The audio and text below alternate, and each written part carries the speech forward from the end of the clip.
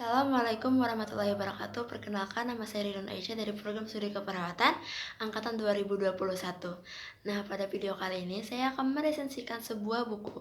Salah satu buku yang saya sukai berjudul Nosior.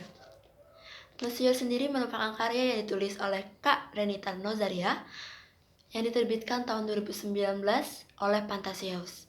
Nah, fokus dari cerita dalam novel ini menceritakan tentang seorang gadis bernama Trisha Narestria atau yang lebih akrab dipanggil dengan Risa. Seorang manusia campuran antara manusia dengan setengah serpent atau makhluk bayangan. Yang ia ketahui setelah ia hampir mati ditabrak truk di halte bus. Namun akhirnya diselamatkan oleh Noir, bangsa iblis yang suka melanggar aturan.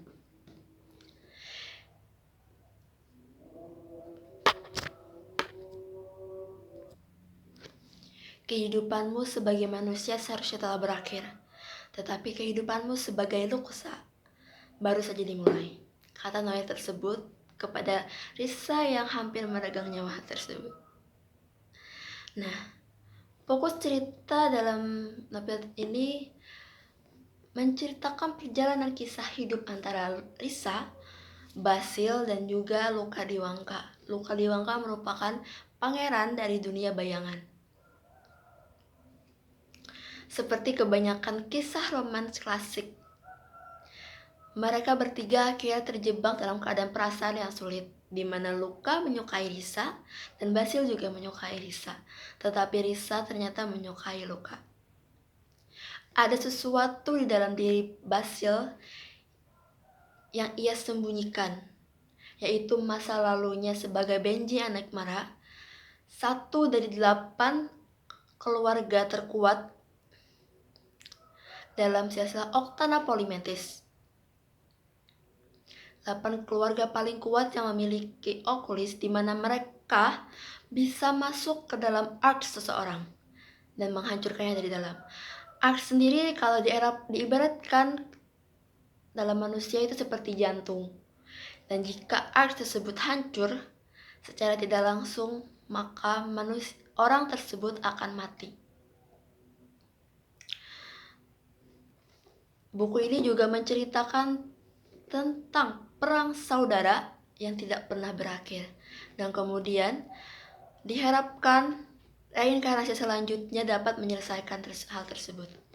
Seperti tertulis pada halaman 72 dan juga 364, di mana berbunyi,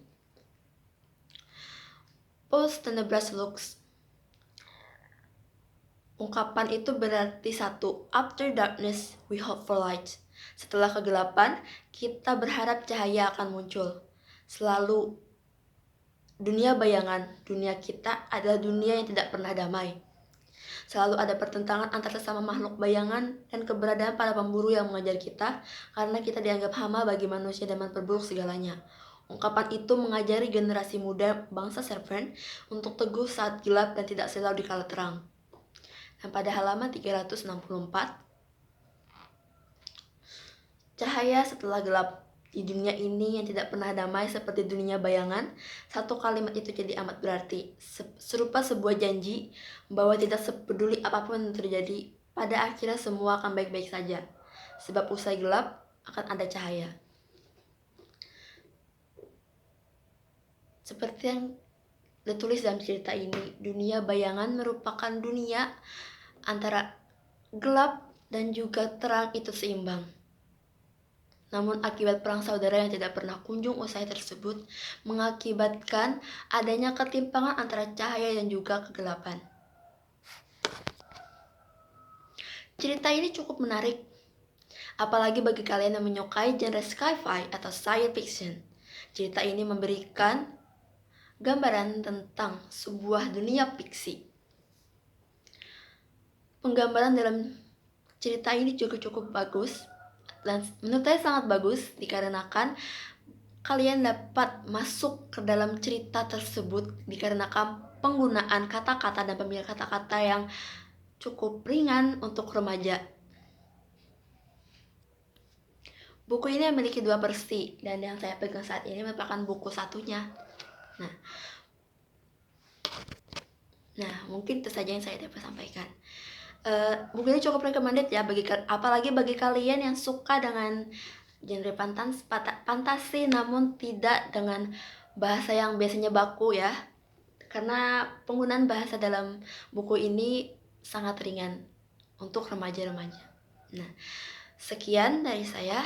Mohon maaf atas kesalahan kata-kata yang saya pilih. Wassalamualaikum warahmatullahi wabarakatuh.